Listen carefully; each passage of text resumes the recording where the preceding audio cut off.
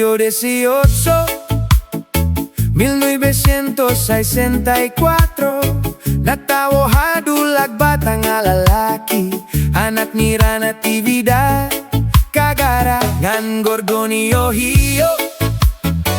Ikatulo halima nga magburupto, ginpaura ginpadako gintimano, punuhin gugmangan pag-asikaso.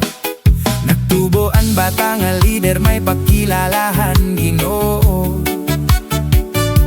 Ngan makiangayon hai kasi tao, hiitay gori usa nga sastre nga buotan, hiinay nati kaagbay hatanan nga butang.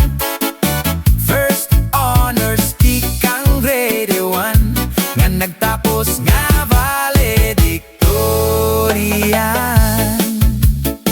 Ha edad nga 15 anyos, nagtikang pagserbisyo, naging KB councilor hasta naging KB chairman han 1984. Ginpangunahan niya mga programa ha esports, sining ug kultura, nganhan tuig 1981 iya gintindog YATEO yang amateur theater ensemble. Nag-eskwela Havisca UP San Carlos Seminary ngan BWU, natapos ing kurso nga filosofiya.